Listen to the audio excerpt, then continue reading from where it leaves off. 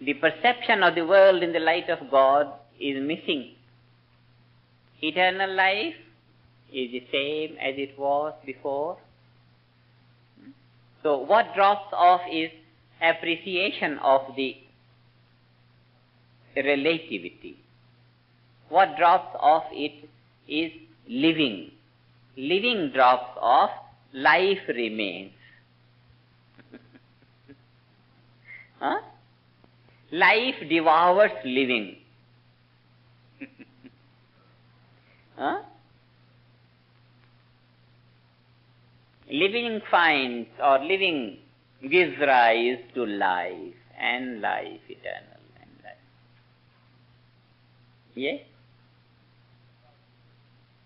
Fulfillment of life supreme knowledge is intellectual dawning.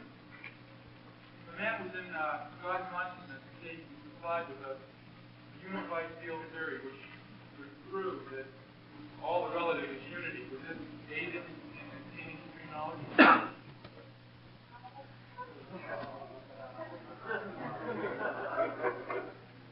This is an information.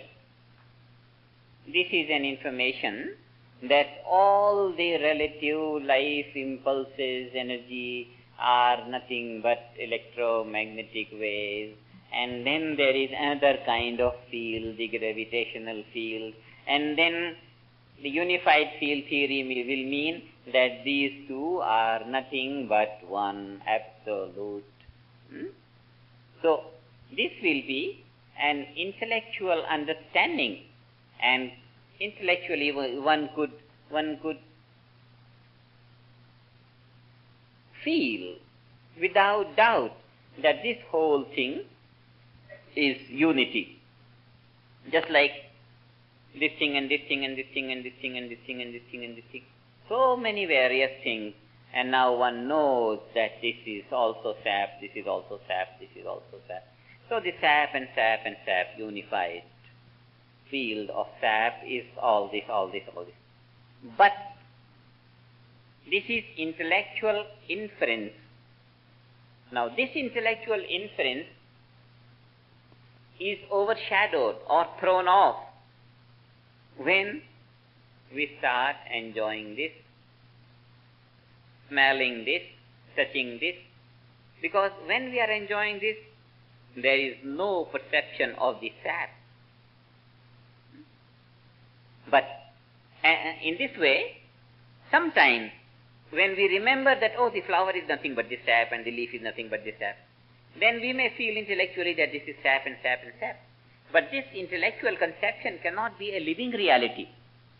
A living reality means we are seeing the flower, and whatever we are seeing, the flower or this, but the sap is awake, wide awake in our awareness, so that the awareness of the sap is not overshadowed by the experience of the leaf or the flower.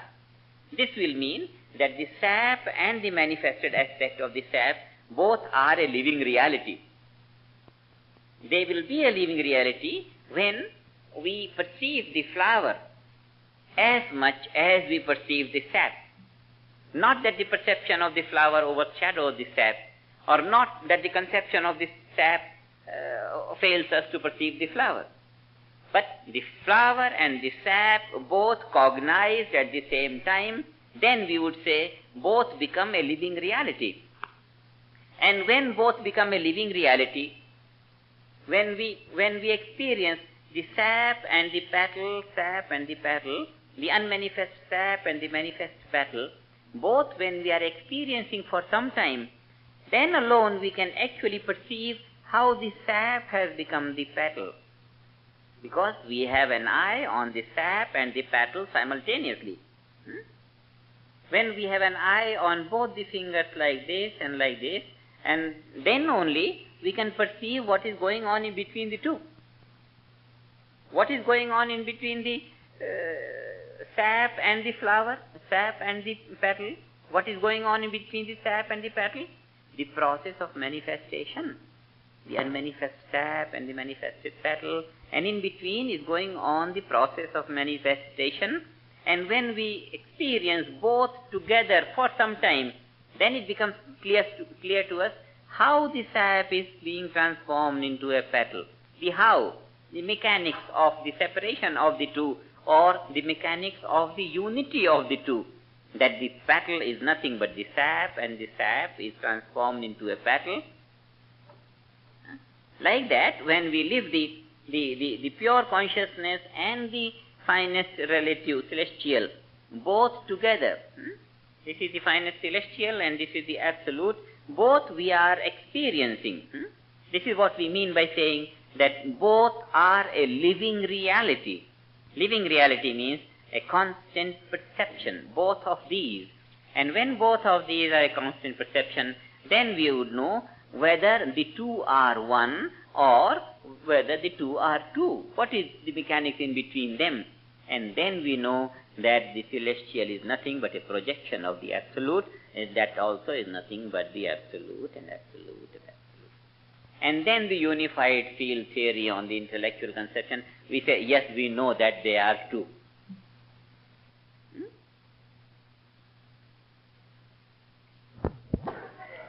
After gaining cosmic consciousness, we no longer have a body to come back to. And so we, instead of living life and living, which you said was the fulfillment, we only have life. So what is... In cosmic consciousness, we have living also. Right, but I mean after death, it's just all life. After death. Yeah. So what is the benefit to us, since it's no longer fulfillment?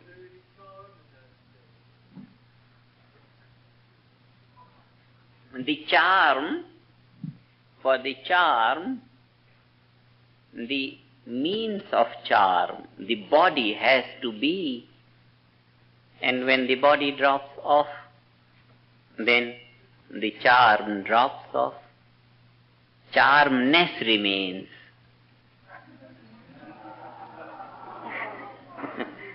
What remains is charmness.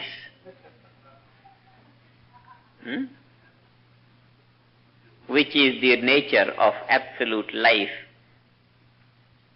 imperishable that is, so it continues to be in that state.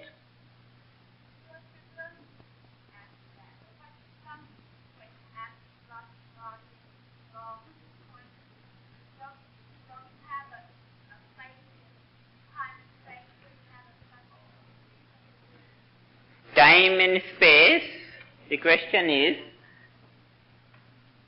don't we have a place in time and space when the body drops off? Time and space only are significant with reference to body. With reference to body. And when the body drops off, no question of time and space, if consciousness is held on that infinite level.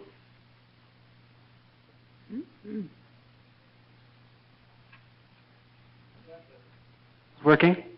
It is said that cosmic consciousness, a man in cosmic consciousness is fulfilled. Therefore, that a man having attained cosmic consciousness is fulfilled. Is not yet fulfilled. Well, he is not... He is liberated. Liberated. Liberation is not fulfillment. And not coming back is just not enough.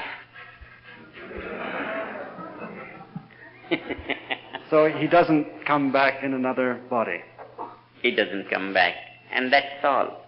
Well, but there is no charm in not coming back. There is charm in enjoying maximum out of the present available. So a man of cosmic consciousness surely would desire to gain God consciousness. No? And then that desire is significant, because then he can find fulfillment of that desire. But wouldn't this... Before cosmic consciousness, desire of God is just too superficial. It has no meaning. Then wouldn't this desire to attain God consciousness bring him back in another body? Or Or does not the desire for God consciousness begin before cosmic consciousness is reached, and therefore this desire prevent him from gaining cosmic consciousness? No. The two would come together. No. One gains cosmic consciousness in the midst of all desires. And one doesn't have to put an end to desires to gain cosmic consciousness, because cosmic consciousness is gained by meditation and action and meditation and action and meditation and action. So action is a means to gain cosmic consciousness. And therefore, minimizing desire or end of desire is no help to cosmic consciousness. And having gained cosmic consciousness, then one could, even much before gaining cosmic consciousness, one starts gaining desire of God realization and starts on those advanced techniques to get on to God consciousness.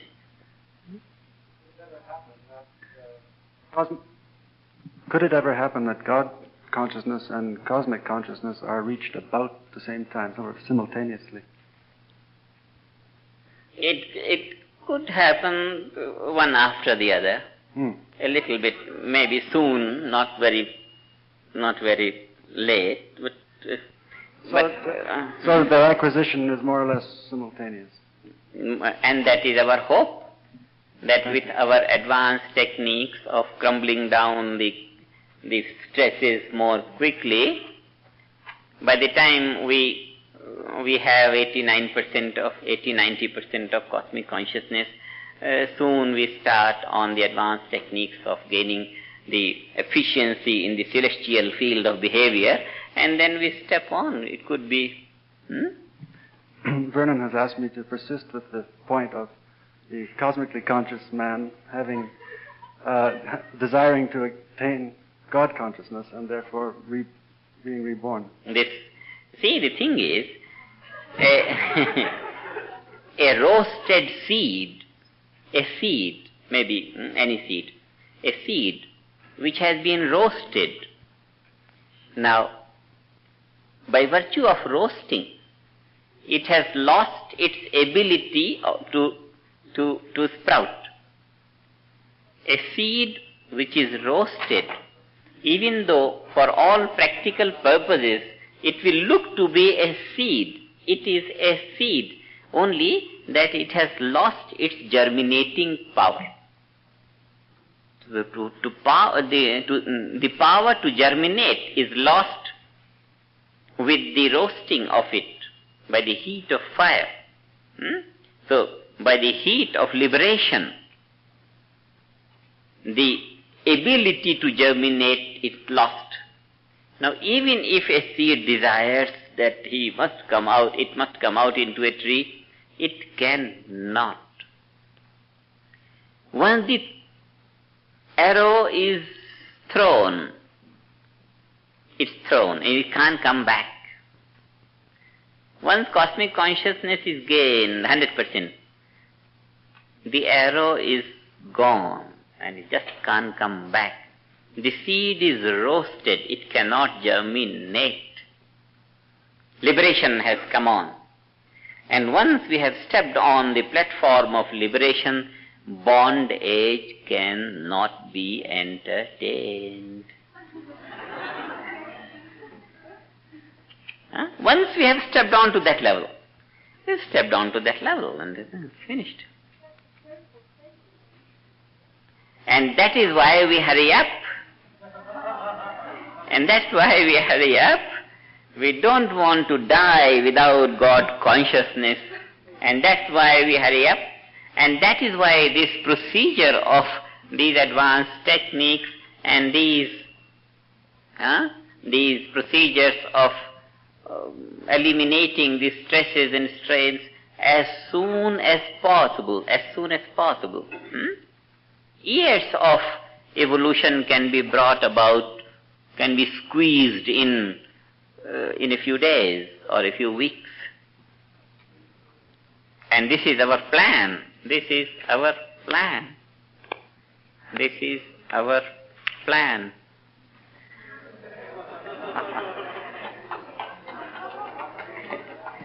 Maharishi? Yes?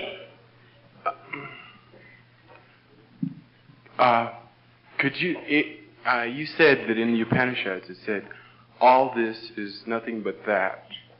And that is eternal life, pure consciousness, bliss, everything that's good. Yeah. Okay. Okay. If all this is nothing but that, how can there be suffering and pain and hate and evil and misery? If all this is sap, how can there be a leaf and a stem and a flower?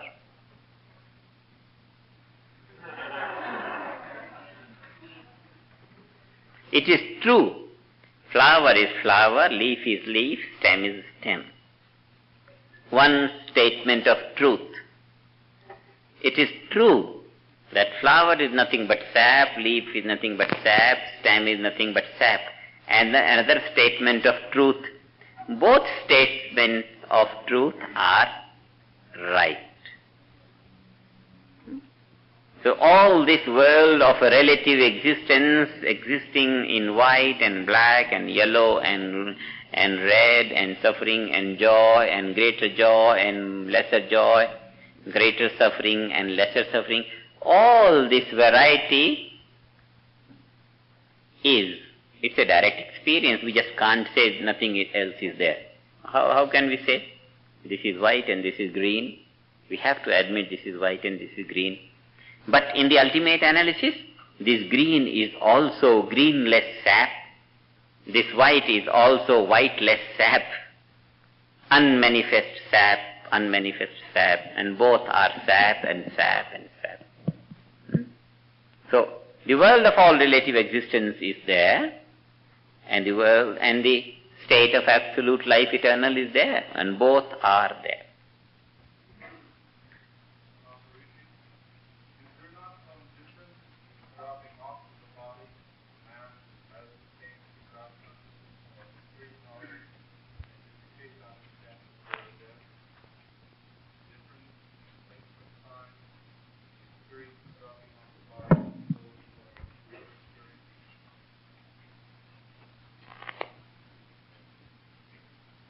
When an ordinary man leaves his body, it's a very great pain. When a realized man leaves the body, it's the experience of greatest happiness, bliss. Why? Why that difference? Because the state of enlightenment comes by many times becoming unaware of the body. Metabolic rate comes to nil. Million times the metabolic rate has come to nil. And in that state what we had experienced? Bliss consciousness during meditation. Because the state of enlightenment is the result of millions of times getting to that state of pure awareness, transcendental. That means physically the body comes to that restfulness and comes to that restfulness and comes to that restfulness. What happens at the time of death? Also the prana becomes, during meditation, the mind becomes finer and finer and finer and finer, and then disassociates itself with the body. Prana also, that is breath, becomes finer and finer and finer and finer, and then eventually in the transcendental consciousness disassociates itself with the body. So, the senses, the finer aspect of the senses start functioning, finest aspect of the sense starts functioning, and then the senses remain behind, the area of the senses remain behind, and they are no more in the transcendental awareness. What is happening during death? The prana is disassociating itself with the body, or from the body, and the mind disassociating itself from the body, senses disassociating themselves from the body.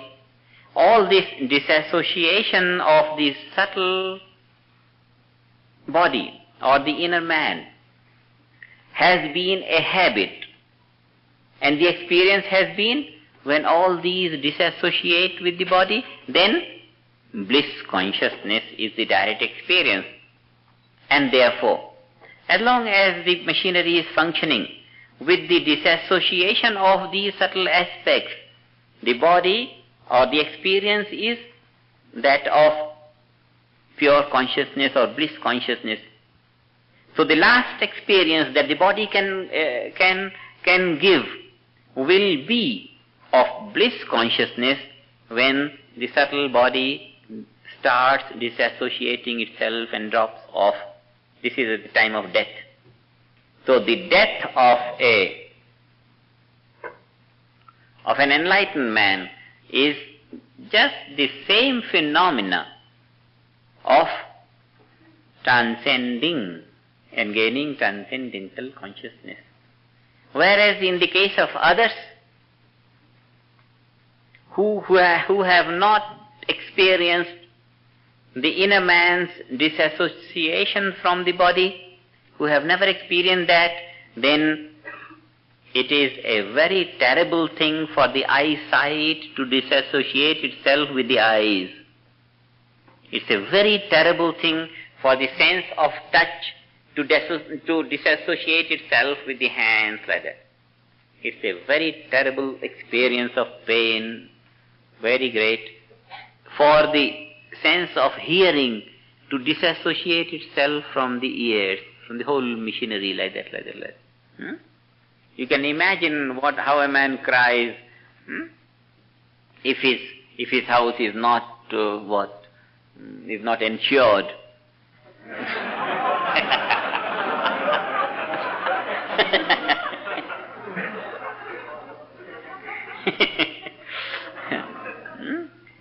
If he is not hooked to safety, not insured, then if the house begins to fall and burns away, and if he cries out, and he sees that, what a beautiful ceiling, I made it with such great labor and such great love and this, and now it is falling off and falling off and falling off. Everything that he built so dearly and with such great love and joy and labor, all that is falling off. It starts crying at the fall of everything. Such a great pain, very great, at the time of death, for someone who has not known how to disassociate himself from the body. And in transcendental meditation, every time we get disassociated with the body, and that time the experience is bliss consciousness. Great experience. It's like someone whose insurance is much greater than the value of the house.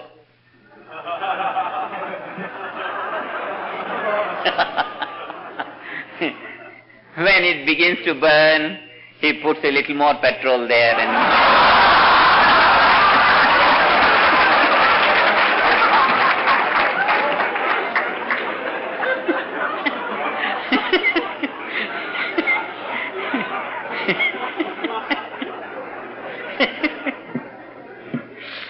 he enjoys that because he is going to it is hooked to safety, so it's no loss. So the experience of the death of an enlightened man is the same experience of transcending as we have when we meditate. So death is bliss to the enlightened, and it's a greatest suffering to the ignorant. This is the difference. And that's why he's always ready to die, doesn't matter what.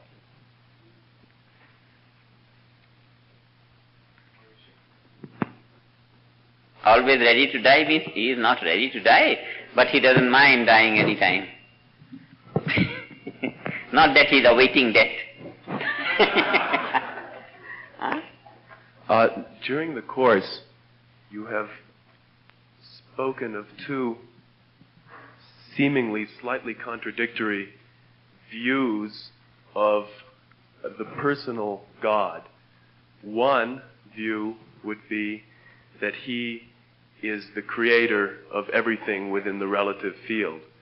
The other view would be that he is just the most beautiful manifestation of the Absolute and is no more than just a manifestation of the Absolute as everything else in relative is. Could you elaborate on that, please?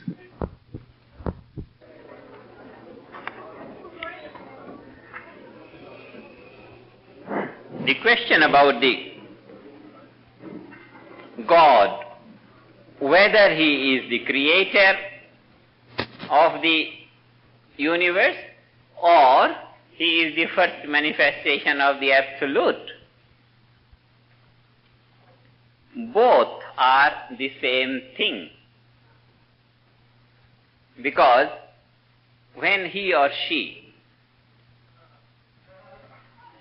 Mother Divine or God, whatever, when he is the first manifestation, then all that is created after that, the whole creation, may be said to be coming out of this creator. And he may be attributed the title of the creator because every creation came out after him, means maybe from him. Maybe he designed or maybe. So the first manifestation can as well be called the creator. So that point is clear.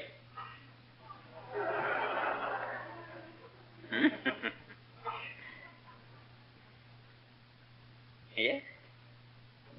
Is the only difference between cosmic consciousness and God consciousness the inner psychology, which, although celestial level of creation is seen by cosmic consciousness, is not appreciated in that fine, in the development, emotional value of development towards cosmic consciousness? Or is there some mental or intellectual value to it?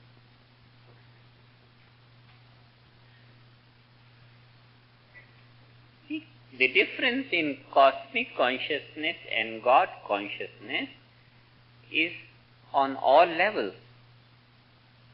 intellectual also and emotional also.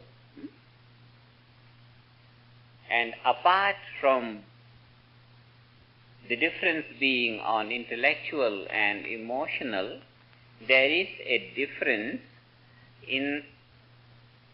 on the level of living also. On the practical life, there is a difference.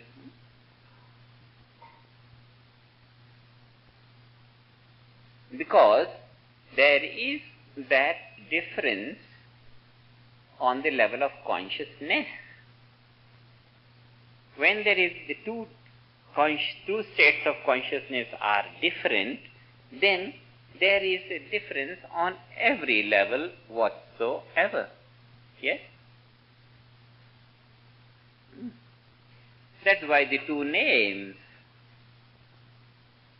their characteristics are different. God consciousness has the characteristic of perception in the world in the celestial light. Cosmic consciousness has the characteristic of perception in the world in the ordinary light, waking state of consciousness.